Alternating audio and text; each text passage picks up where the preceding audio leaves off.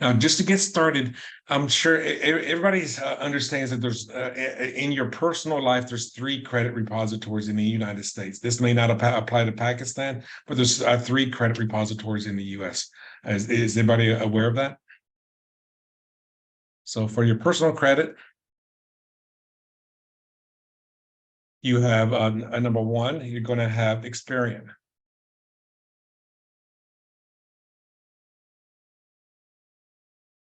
The second one that you probably heard of is called Equifax.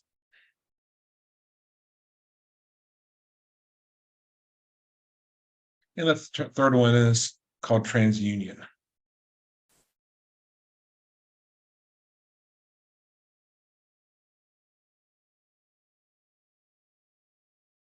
Okay, so these are how the people will measure your personal credit worthiness. Is like if you're going to be buying a house, getting a car, anything that requires financing, your personal credit will come into play here. Now, the what's considered a good credit score or average credit score, it actually varies a little bit between the 3 different repositories. However, I do believe it's going to be the scores usually range between 300 and 800. 300 meaning very, very bad, and 800 meaning that you're supreme, that you can that you qualify for just about anything as far as your personal credit is concerned. Now, with businesses, they also have repositories. Now, these accounts, and we'll go into these a little bit, are free to create. However, over the years, I've noticed, because I've used some of these for several years now, that they are actually becoming a lot more strict as far as what they give away for free. But all of them do. You can create a free account. So the one that most people have probably heard of is known as Dun and Bradstreet. That one is at www.dnb.com. So with Dun & Bradstreet, that is probably one of the most recognized ones. So if you were to go to their website, and again, you want to create a free account, you just go to dnb.com. Now with DNB, once you create your profile, you can go ahead and log in. And now let me see here in my notes. Okay, so to create an account, go to where it says a DUNS number, and then you want to get a DUNS number. So this is how you begin the process of creating your Dun & Bradstreet account. So again, I'm going to go ahead and say that it's right there. I go to DUNS number, and then you want to go to get a DUNS number.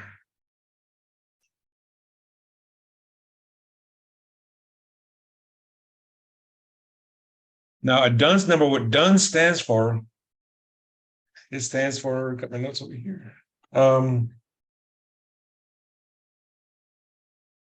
Oh, there it is. Data Universal Number System.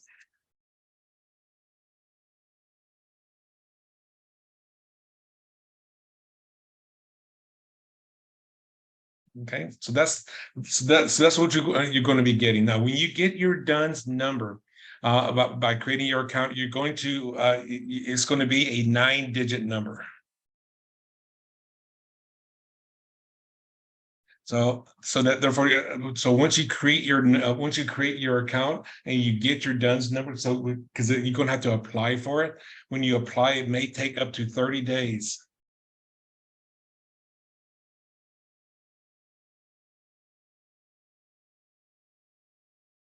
Okay, so it may take up to 30 days to get that actual number.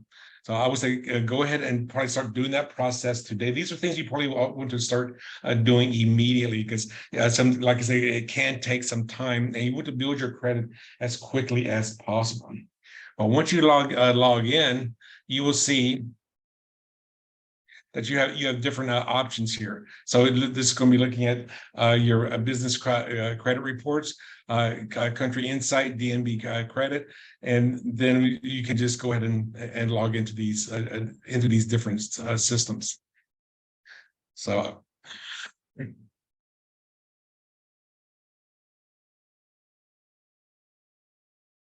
I'm going to go ahead and log in, and for whatever reason, it's not allowing me to log in. So let me try something else.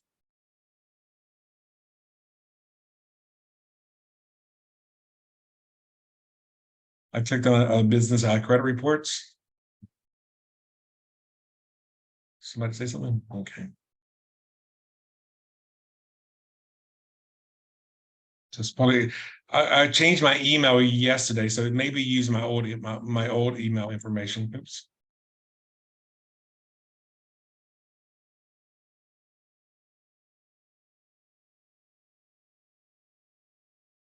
Okay, so now you're going to log in again. You're going to have very limited amount of stuff that you can do with your credit profile, but you can start getting like say enroll into Credit Signal. That's one of the programs that they have. As you can see, they're using my old number there. And then you can also do some other things on here as well. You can change your address. And again, this is all old information that I tried to change yesterday. So I guess it has not taken effect as of yet.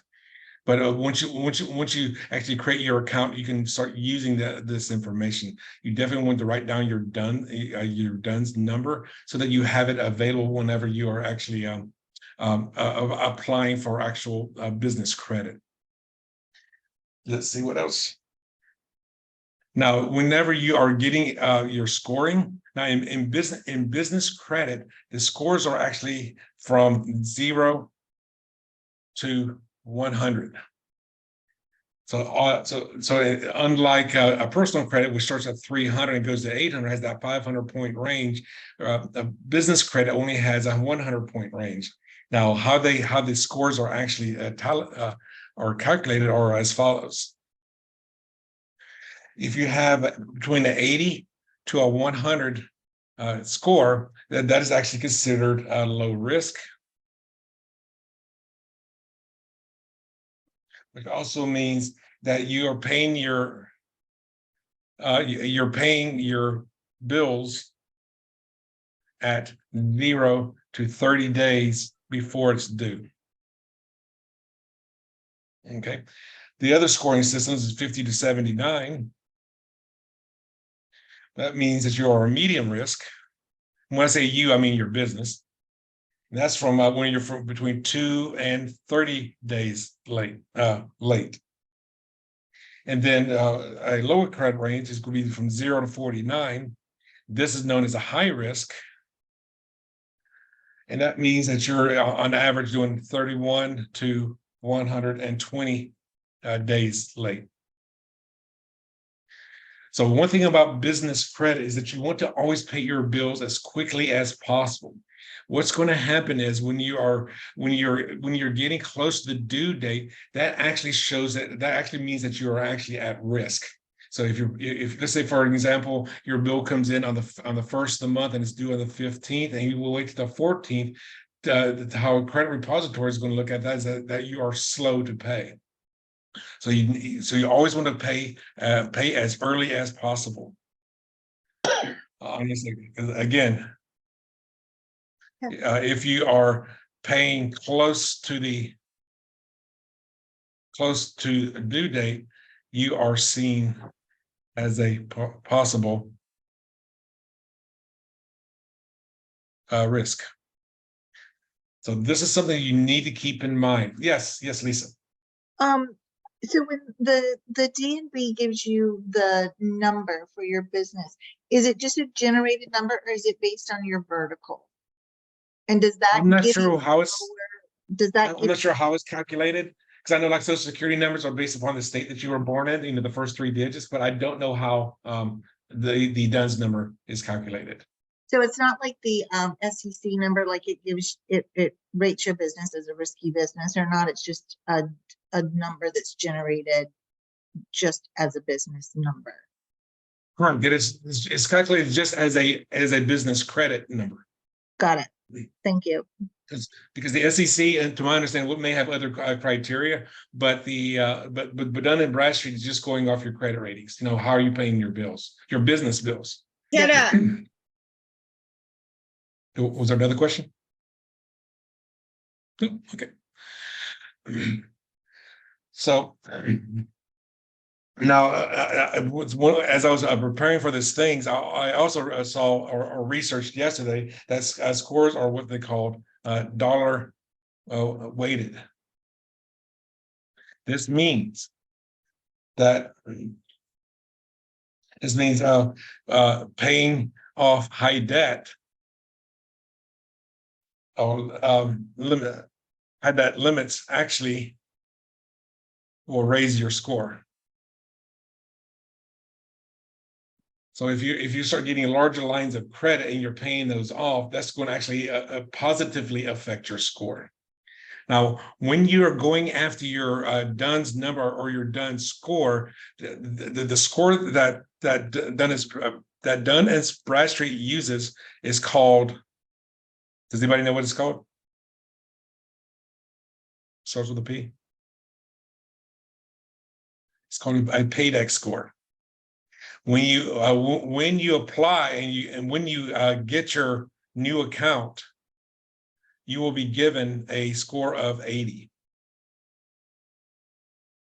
Okay, so they start you off as being low risk. They're going to make the assumption that you're going to be fine.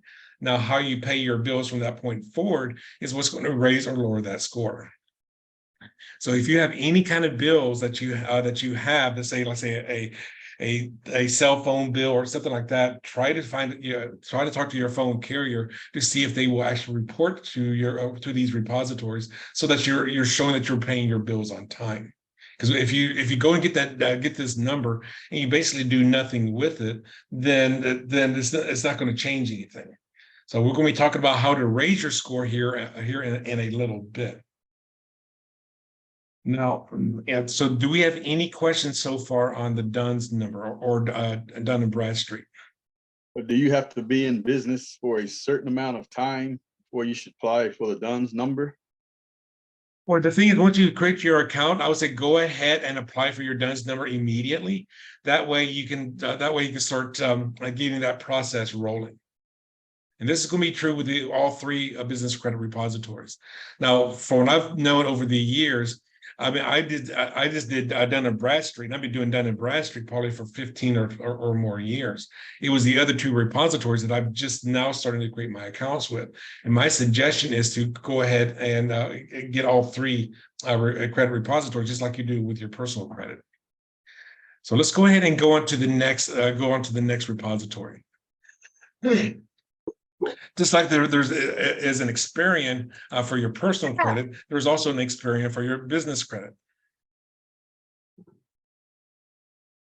Their website is www.smartbusinessreports.com. Okay, so let's go ahead and take a look and see what that looks like. So this is the Experian one. So we're at smartbusinessreports.com. Let me look at my notes. So if you go down to the pull down menu under my account, and I may have to, where's my account?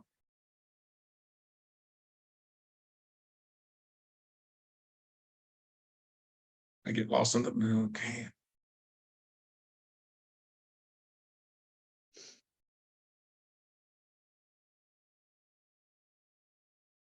Okay. Okay. So I would assume, okay, there we go. Go under our member login, and then you can create your account right there. So this will be how you're going to be able to do that. So let me write that down for you as well. Go to member login.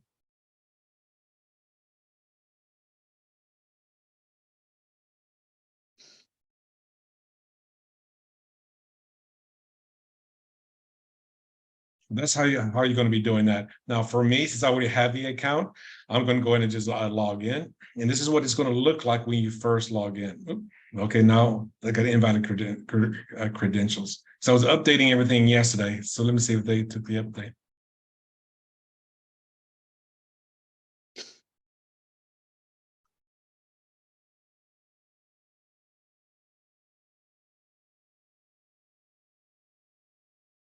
Okay, so it looks like my account might be locked out right now. But anyway, this is where you want to go and create your account. And just like Dun and Bradstreet, the amount of services that you can get from them is going to be rather limited. However, if you want to start paying for some of the additional services, that you can go ahead and do that. So if you go into products and pricing, what you would do is you put in your company name, be looking for your own company, not as somebody else's company, and then you can do your search on there. Okay. Let me see. Under business offers. Oh, yes. So if you go through under what's thing called business offers, there's some other things. These are some of the kind of like, I guess, some of the affiliates that they're working with. There is one now is build your business credit to this company called Tillful. Now you can go ahead and do that and fill it out. I did find out that the states of California, North Dakota, South Dakota, and Nevada they're not able to work in those states at this moment. So if your business is situated in one of those 4 states, like mine is a Nevada company, they don't have a program for those 4 states. So if you happen to be in North Carolina, like most of the people here are, and if your business is also located in North Carolina, I would say go ahead and take a look at going through this and build your business credit through this company called Tailfill. The third repository that we have is Equifax.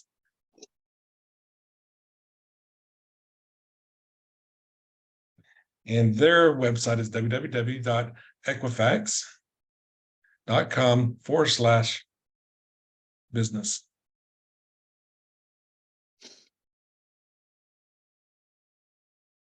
And I will go over to that one as well. So this is the Equifax one. Again, we're at Equifax/business. And then you can go ahead and do pretty much the same kind of stuff there. To create your account, you would just go up here to support. And then you also connect with a sales specialist, or you want to connect with a sales specialist. And that way that way you can start building your credit. You will notice you can switch back and forth from business and personal in case you want to be looking at your personal profiles as well. Now you will once you speak with them, you will then be able to start filling out the forms that's going to be needed in order for you to start creating your account with them. So that here's my stuff right there, so I can go ahead and see how they want to, how we're going to be contacting. And now are there any questions so far in this? If you're good, give me a thumbs up. I'll try to move this thing over so I can. Curtis, you're good. If you apply for some of these, like the credit card, do you take a credit hit, or is it like a soft credit pull or a hard credit pull? And does it affect your score between 0 to 100 with those, like it does a regular? Now, whenever you're creating your accounts here, it's not going to do anything on your personal credit. And when you're creating these 3 accounts, it's not going to do anything either, because this is all business related. Now, they may ask for your social security number, because in some cases, people have to do what's called a personal guarantee when they're doing a business line of credit. However, creating these accounts should be no pull whatsoever. Okay. Thank you. So let's go ahead and continue on. Now, before we continue on, whenever you are started, whenever you start a business, and assuming you're starting in the same state that you live in, you will have to apply. You will have to get a business license. .com/. Okay, so you'll be filing with the Secretary of State to get your business license. When you're doing one of the processes or parts of that is you're going to eventually have to also apply to get what's called an EIN number. That stands for the Employee Identification Number. The EIN number is the 9-digit number, like a social security number, but this one is going to be for your business. Now, the format of the EIN number is going to be in this format. 2 digits followed by 7 digits. It's going to be in that format. Because if you recall, a social security number is in the format of 3 digits, 2 digits, 4 digits. So that that EIN is going to be critical for you doing anything in business. Even when you're applying for these businesses here or through these repositories here, you're going to have that EIN number. Now, for most, yes, Lisa.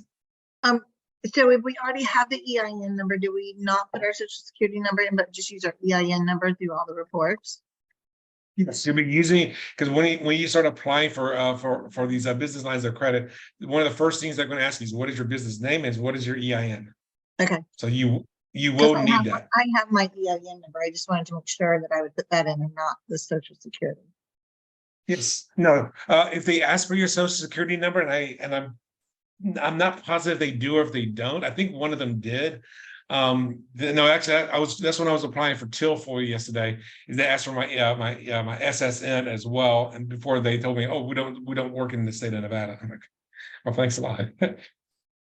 But they did say, that they would contact me when they actually are then able to work there. But yes, but you would need your EIN for everything that you do that's business related.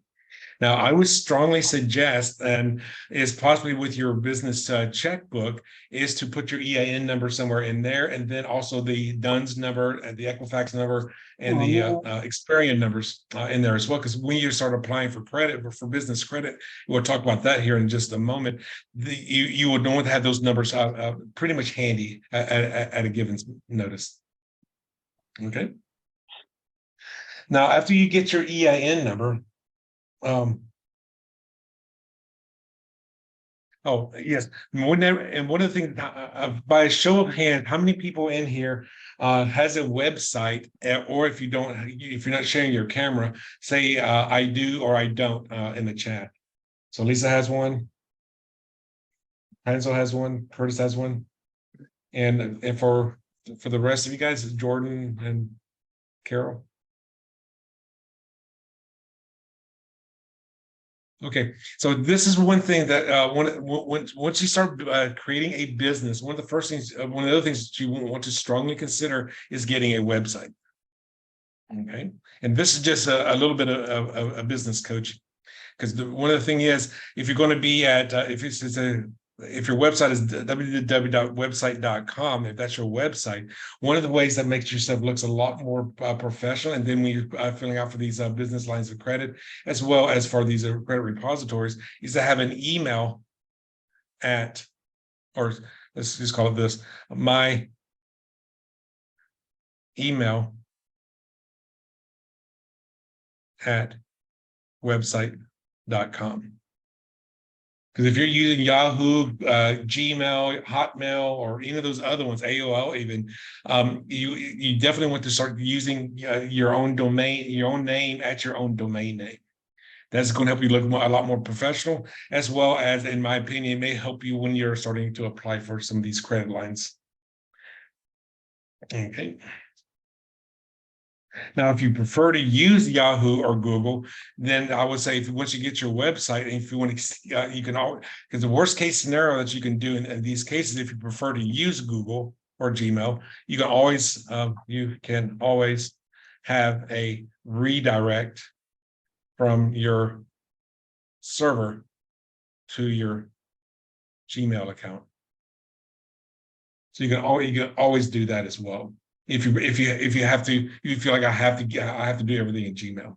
But I would say as soon as you can, start using your domain name of your website. So let's go ahead and now when we are talking about business lines of credit, these have actually a specific name. These are called trade lines. So you see that word used a lot when you're looking to get credit. Now that's just the name that they use. So the thing is, you want to make sure when you're getting credit that you're using the proper trade lines. Now in the personal world, there are two types of loans. A trade line is a loan. The first one is going to be called a revolving. There's only two types of loans. The second one is known as an installment loan. Now, who wants to distinguish between the two? Who wants to share with what they think is what's the difference between a revolving line of credit and an installment line of credit? Anybody? I mean, is a revolving one that is like if you're looking at a personal thing, almost like a line of credit, and installment is, I don't know. I'm just wondering. Installment is a fixed amount per month. You did it A again? revolving line of credit means that the amount that you owe can go up or down every month. Okay. An installment loan is one that goes down, only goes down. In the kennel. For an example, a credit card is a revolving line of credit. A Macy's card is a revolving line of credit. Paying down your student loan, paying down your house, paying down your car are all installment loans, because you start off with a certain dollar amount and then you're making a monthly payment, and every month that amount goes down every month. Now, of course, I'm ignoring those interest only loans where you're only paying interest, but for the most part, all your lines of credit in the personal world are either going to be revolving or they're going to be an installment loan. In the business world, there's three types of loans.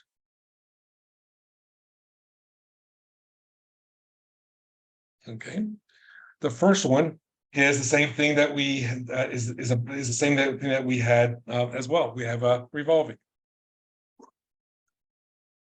We also have installment loans as well. This is like paying off equipment, etc.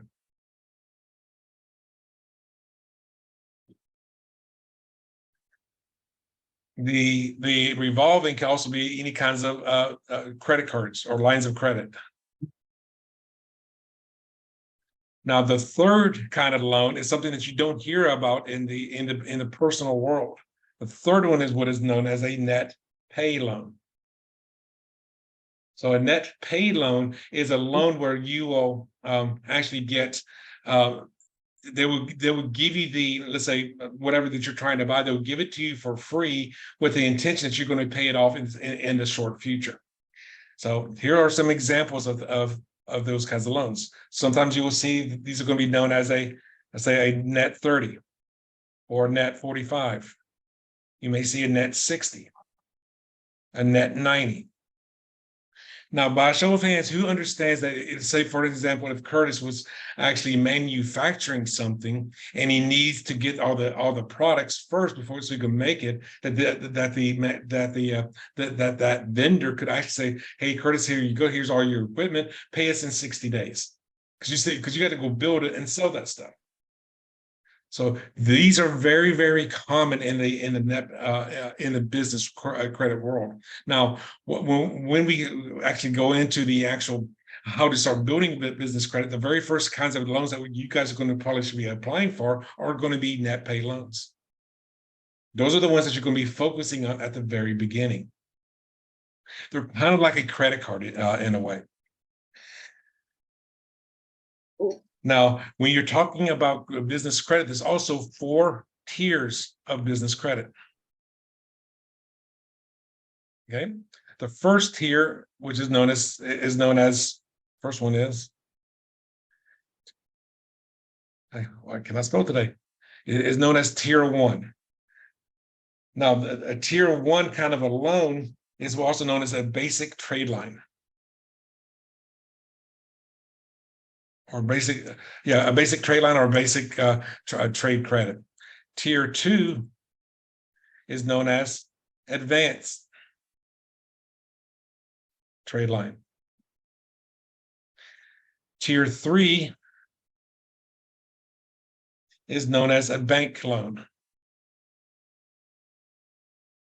And then tier 4, and very few people get to this level. This is where people are investing into your business. These could be a venture capitalist or an angel investor. Now, for the sake of an argument, who in here, by show of hands or by saying, yes, I do, has ever seen one episode or more of the TV show Shark Tank? Yes. Okay. So you see, Shark Tank are basically investors. So they're these tier 4 investors. Because the person that I'll give you 20% of my company, blah, blah, blah. You know, they go through all of that. So that's going to be more like your tier 4 lending. So let's talk about let's go into more details on these. Tier 1 lending usually has no personal guarantees. Okay, so you don't have to guarantee that loan. Another one that would be so you often see this with some of your basic so this is what's going to happen when they start seeing some of your basic company information, and you would also have to also already have your EIN number ready. You have your EIN number handy. This includes your DUNS number and the other two. You want these things to be actually reporting to those business repositories. Now, some of these often you'll see these as net pay loans. Will also be seen here. Now, again, you always want to make sure that you pay early, pay a bill early. Always pay your bills early. And then again, this is different from a personal credit, which is if you are paying close to the due date, that's perfectly fine. Again, in business lines of credit, if you're paying close to the due date, they see you as a slow paying company, that you could actually become problematic in the near future. So always pay early. Tier 2 types of loans, that's the advanced. These are a B2B loan. That means a business is giving a loan to your business. They also going to be the vendor may do a business credit check. If you're getting equipment finance, this will often be the tier 2 type of financing. And also any supply for something you're manufacturing is done here.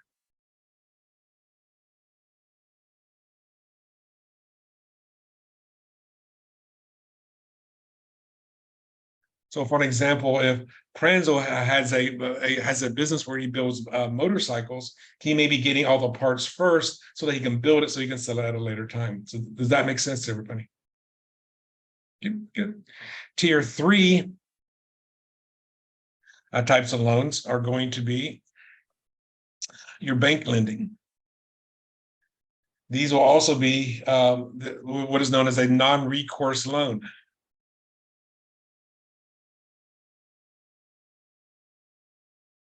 Now, what this means, non-recourse means there's no recourse, which means that it's actually another way of looking at this is that it's going to be unsecured. There's not going to be collateral involved there.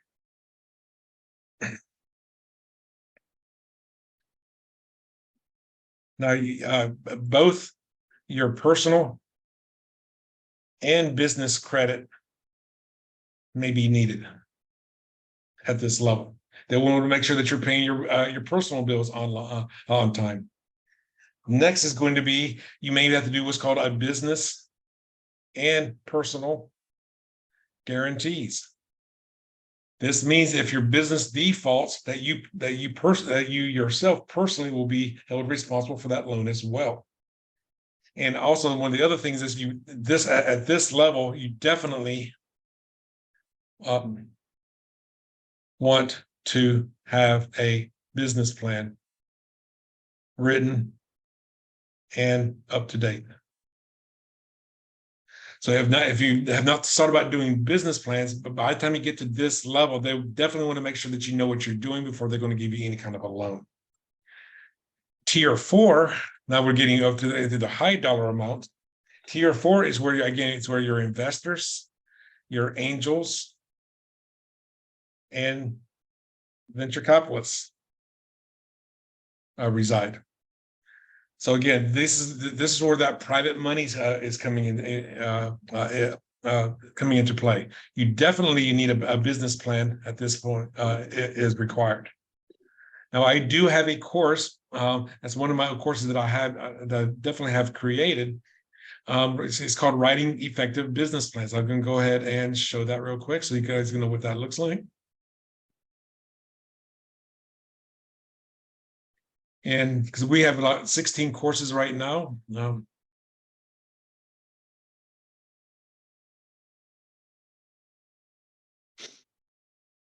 So we have a course out there that's called Writing Effective Business Plans. So this is something that I think all businesses should have in place early on to make sure that you're not going down the wrong directions. And thank you, Carol, for turning on your camera.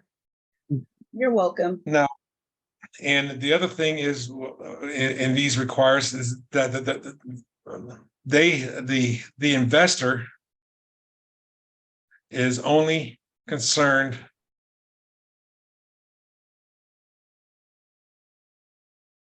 with what's known as the ROI. Now, I'm assuming everybody understands what an ROI is. That stands for your return on investment. They don't care what you do. They just want to know what kind of return that they're going to be getting. And you could be making buggy whips, or you could be making some new AI technology. They don't really care. They just want to know if they can get their money back, or how soon are they going to get their money back. Now, let's go ahead and talk about tier 1 creditors. Now we're going to actually create a technique of how you can start building your credit. Now, remember, you have to have your EIN number in place. You need to go ahead and be at least with at least one of the repositories before we start doing this. Now, this is a technique that I learned from a gentleman a few years ago. So this is not something I came up with. This is a technique that somebody else taught me, and it's also something that I want to share with you. So a tier 1 creditor, some of the ones that you may want to look at are going to be like office supply companies.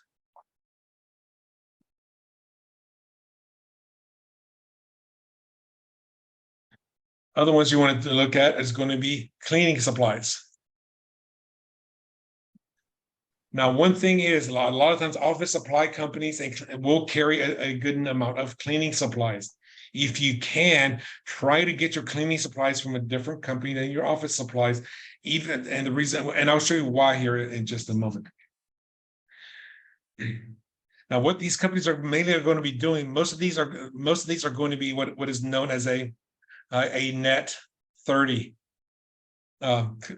Or these are net 30 companies. So essentially what that means is, let's say you're buying a ream of paper or a ream of paper and some other supplies from your office supply company. Let's say it comes out to be $75 in supplies. They'll send that to you before you ever make the payment. So you'll have 30 days to make that payment. This is how you're going to be start building your business credit, is doing these. This is why the net pay companies are very, very important to you guys, and trying to find ones that you can work with. Again, make sure that you always pay your account early. Again, if you order the supplies on the 20th of the month, you got them on the 1st of the month, is due on the 15th, try to pay by the 5th. There's always, again, always try to pay early.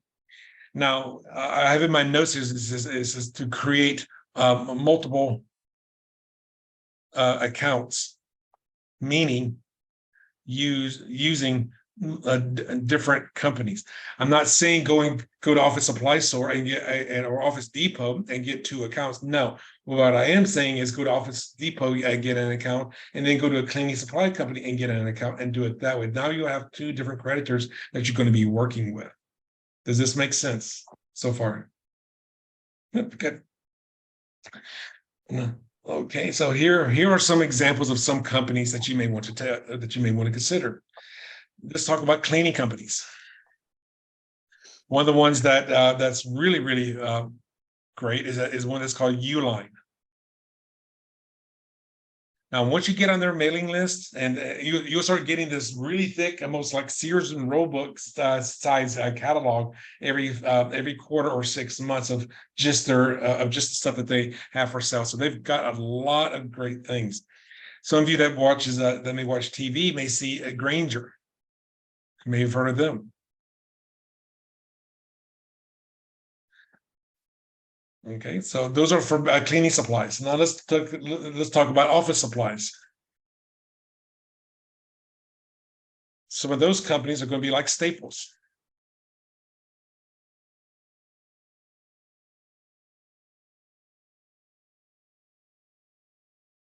Another one is going to be Office Depot.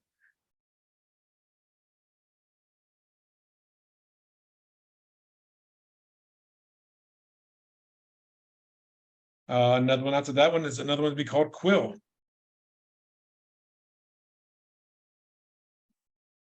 Another one besides that one is Crown Office Supplies.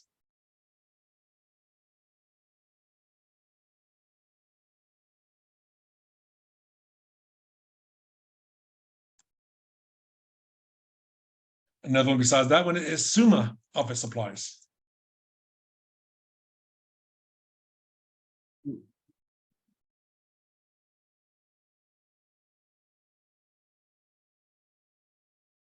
may also want to look at electronic companies. One of the better ones out there is known as Best Buy.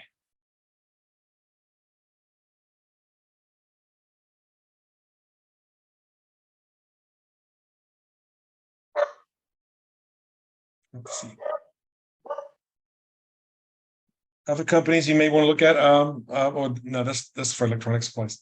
Another one that would be gasoline. If your business involves a lot of driving, like say if you're an Uber driver or something like that, then you could get one with Shell, a gas station. One that I've had that I was with for several years is one that known as ERCO. And if you ever see any of those ARCO gas stations, wherever you are, they only accept ARCO credit cards. And then the other one is known as a Voyager. Okay. Oftentimes when you're dealing with the gasoline cars, their accounts are known as fleet accounts. It's because they're talking about groups of cars. Another one is service-based companies.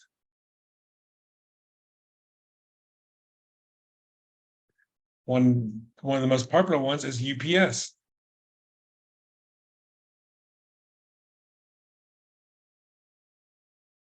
My And son's then of course FedEx. Yes, am I say something? my son's competitor. Okay. He works for FedEx. Well, I'm sure there's a DHL and there's so many of them out there. Now, if your son's company does these net 30 accounts, I would say go with your son's company as well. And this is by no means a full list. This is just ideas so that you guys can start looking around for this. There's also home improvement. There you go. Depending on what kind of business that you run. You've got Home Depot.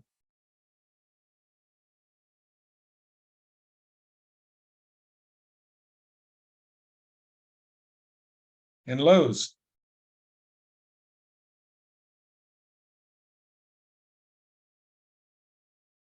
Or the ones Ace Hardware.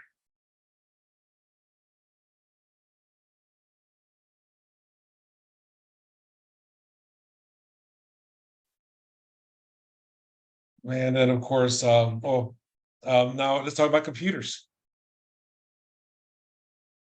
Now, if you need computers for your office, you can go to Best Buy, which we already talked about. Because if you can finance your computer, that would be extremely beneficial to your business.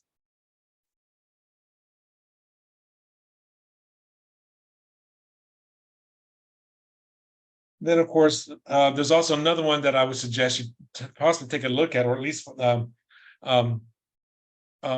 least start looking for these different companies. Is once somebody can write your business plan. It's known as WISE Business Plans at www.wisebusiness.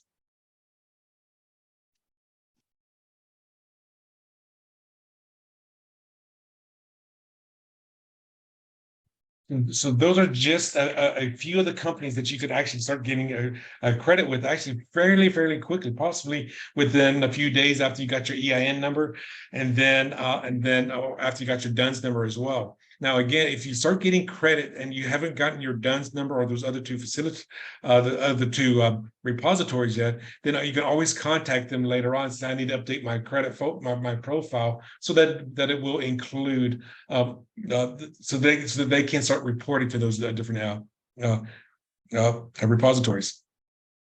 Any questions at this point? Because I'm about to get into something that's kind of technical now. I want to make sure that we're all this that everybody's good at this point, at this moment in time. You good? Everybody? Okay. So now we're going to talk about building business credit, and this is what we're going to spend the rest of this time on today. Now it looks like we're probably going to finish about 20 or so minutes. So this is perfect. So again, this technique that I'm about to share with you, I was actually shown this by somebody else, and so I'm using it myself, and I suggest other people to do it as well.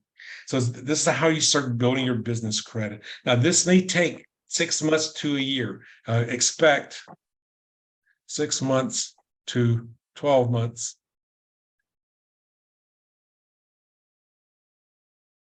To do this process. Okay. Now you definitely want to be very diligent about this. If you're a very analytical person like myself, maybe you keep notes as to like when you're going to be making your payments, because you always want to pay your business debts early. And again, we'll start off with these net pay accounts. So this is what we're going to do on a monthly basis. On month one, you're going to do some things. On month one, you're going to order $50 plus of office supplies. Well, just of office supplies. It doesn't matter who you're using. I don't care if you use Staples, you use Office Depot, or whichever company that you like the best. Go ahead and order $50 of office supplies. Don't overbuy. Do not overbuy. Okay, and you'll see why in a moment. Also, in month one, you want to order $50 or more of cleaning supplies. Okay, again, don't overbuy. The reason I'm saying this will be clear again in just a moment. I would say also, if you have too much, just store any extra somewhere in your house. Third thing you want to do is send one letter using either FedEx / DHL / UPS / whichever company that you have your account with, whoever you like the most. Now that letter can be sent to anybody. That can be sent to anyone, including yourself. Because if you're at FedEx and you put a letter inside of a FedEx envelope and you mail it to yourself, it's coming from that FedEx office. So it's no big deal who that you're sending it to. If you've got a friend of yours that has a birthday coming up, maybe you put FedEx a birthday card or something like that. So just FedEx one letter every month. And you also want to make sure you keep all receipts. Now, does anybody want to ask or explain why you want to keep these receipts? Very important for your business. Say it again. Very important for your business for follow-up. For tax time. It could be a tax write-off. Okay, especially office supplies. So these can always be used as a tax write-off. Month two, this is what you're going to do. You're going to repeat month one. And you'll pay your bills. Okay. So this is why I'm asking you don't overbuy, because in the following month you're going to have to get another $50 worth of office supplies. So there's no reason to get $300 worth and then have nothing else to pay to be working with. Get 100 and do that over the course of 3 months.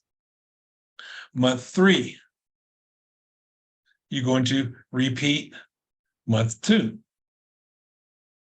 So that means you're going to get another $50 worth of office supplies and also $50 worth of cleaning supplies.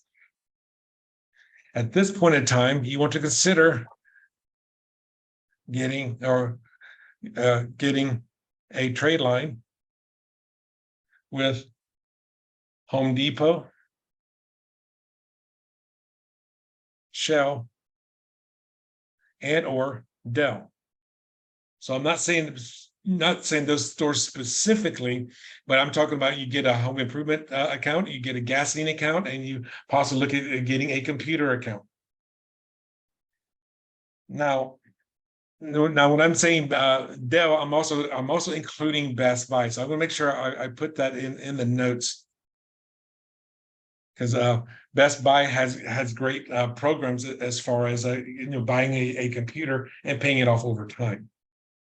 Now, when you're doing a computer, you want to look at try to apply an account for 3 to 5 years to pay it off. Okay. The reason being is that number one, your payment will be very, very small every month, and that's going to show a good installment loan being done. So now you'll see that by doing this thing with Dell, now you're moving into the installment loans. Okay, so the other ones were all net pay. Now we're moving into the installment loans. Again, keep the receipts.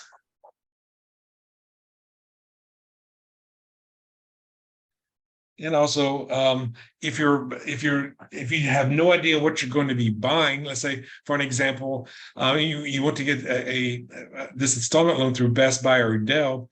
One of the things you could do is buy a lower end computer, a brand new lower end computer, and then if you're having an event coming up, have that as a raffle ticket. So if people are coming to your event, that'd be an incentive for them to either come to your event or for them to either enter the raffle or making it part of making it part of your charge, which you're charging for the event. So you don't always have to use all the stuff that you buy. And again, you keep the receipts for the tax write-offs. Now I'm going to go into month 4 through 7.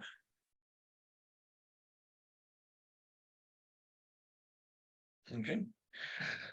So the first thing you want to again repeat month 1 or 2, because again you want to make sure you're making your payments.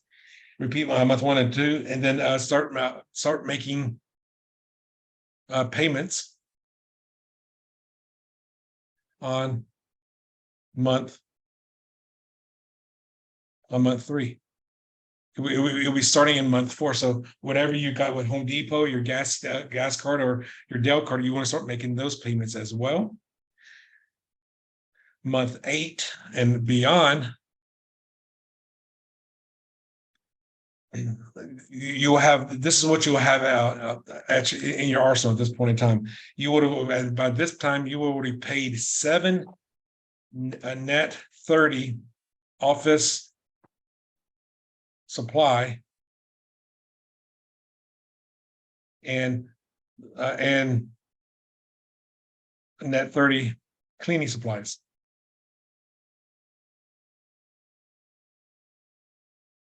You also, at this point in time, by month 8, you would have also already paid 7 UPS payments. You will also have paid 3 or more payments on the computer or installment loans.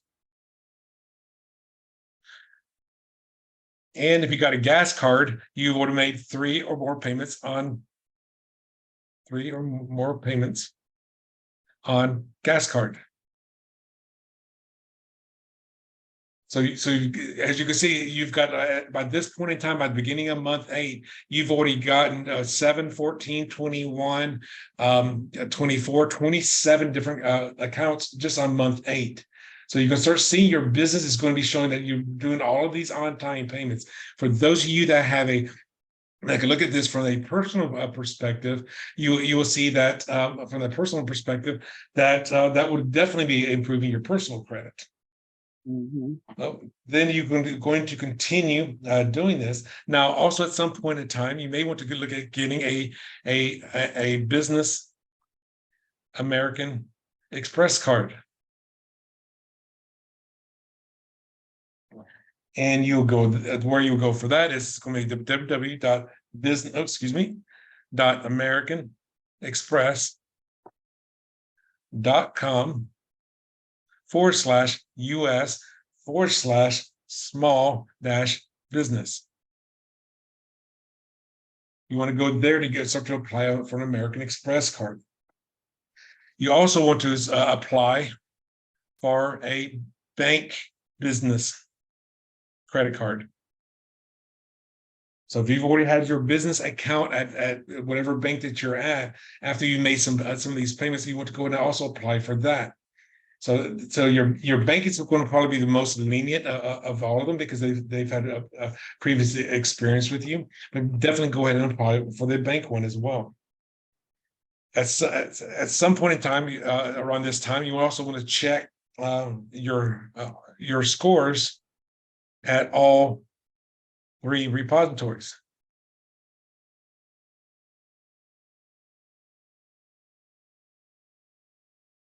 Okay, somebody just left something in the chat. Newman, thank you for joining us. Thank you very much. And have a good night. Sleep well. Now on month 12, you want to start looking at you want to continue doing what you've been doing, continue doing what have been doing. But also you want to start to look at other tier 2 and even tier 3 servers or providers. Now, the tier 3, remember, this is when you are going to be getting a loan to do something like, get the loan like some kind of bank financing. So go ahead and by this time, if your business is doing well, how can you grow your business and then see about getting that tier 3, possibly through your bank or some other bank for your actual specialty. And the other thing is, if you have not already done so, have your business plan written and up to date. Because by the time you start applying for tier 3, you're definitely going to need that business plan. So if you haven't written that business plan, there is that company that we talked about earlier called Wise Business Plans. We talked about that right there. If you don't have it in place, maybe go with somebody like them or find somebody like them that will interview you, find out information about your business, get to know what your numbers and stuff are, and start actually creating your business plan. Because one of there's 7 parts to a business plan, and one of the biggest things that you need to put together is the seventh part, and it's known as your financial statement. So you want to know what is your current finances, what is your 1, 3, and 5 year finances into the future. So, and those numbers need to be shown that they can actually be achieved. And if they can be, then start getting these tier 3 providers. It's going to be a lot easier. Now, any questions on anything that I've covered so far?